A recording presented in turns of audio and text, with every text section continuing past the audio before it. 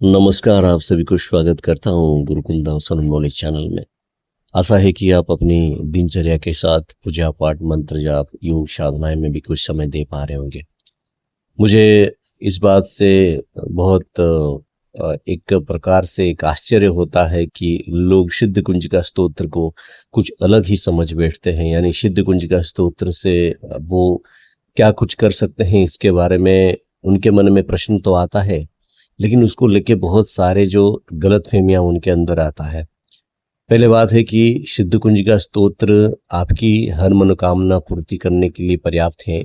फिर भी मैं यही कहूँगा कि सिद्ध कुंजिका स्तोत्र को अगर आप एक विशेष रूप से उसको पहले जागृत करेंगे, तब आपको कुछ अच्छा फल मिलेगा। मैं एक बात यहाँ पे कह सकता हूँ कि बहुत सारे लोग ये कहेंगे कि जो पहले से सिद्ध है, जो पहले से जागृत है, उसको आप क्यों जागृत करवाना चाहते हैं? क्या है आपका मतलब क्या कहना चाहते हैं आप?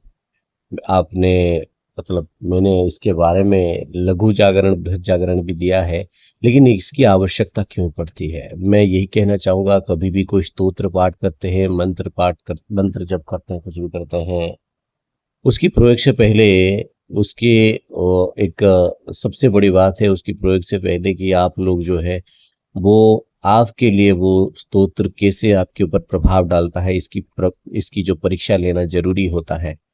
बहुत सारे लोग एक विशेष कार्य के लिए उस मंत्र का, स्तोत्र का प्रयोग करते हैं और डेली 108 पाठ करने लगते हैं। कुछ दिनों बाद आपकी शारीरिक पीड़ा प्रारंभ हो जाती है और आपको विभिन्न प्रकार की दुश्चिंता घिर जाते हैं और आप ये सोचते हैं कि आप इस ऐसा क्यों हो रहा है। पहली बात है कि सिद्ध कुंज का नाम जुड़ गया है, इसका मतलब ऐसा नहीं कि आप कोई भी मन की कैसी भी आपकी इच्छा को लेकर आप पाठ करें।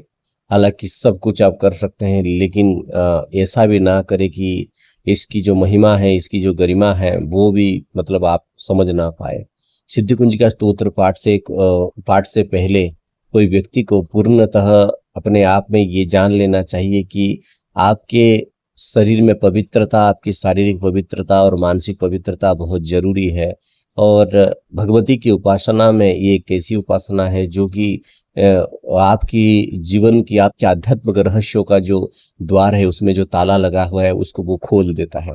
इस यही कारण है सिद्ध कुंजिका स्तोत्र को पाठ, वो तो स्वयं सिद्ध है, फिर भी उसकी जागरण करना आपके लिए जरूरी इसलिए हो जाता है कि कोई भी स्तोत्र पाठ से आपकी कुंडलिनी शक्ति के ऊपर बहुत प्रभाव पड़ता है। कहीं ऐसा ना हो आप कुछ मनोकामना पूर्ति करने के लिए जब पाठ करते जाएं और आपको वो आपकी शरीर ही उस ऊर्जा को सहन ना कर पाए।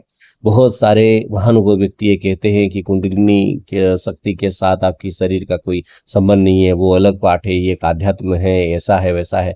नहीं, मेरा ये मानना है और मैंने बहुत सारे लोगों को ऐसे करते हुए भी देखा है, पाठ करते हुए देखा है। बाद में वो समझ नहीं पाते और जो वही बात उनको समझाने का प्रयास करो तो वो समझते हैं कि हम उसको कुछ समझाना नहीं चाहते, या फिर उसकी विद्या को उनको देना नहीं चाहते, या फिर उसकी गाइडेंस नहीं देना चाहते।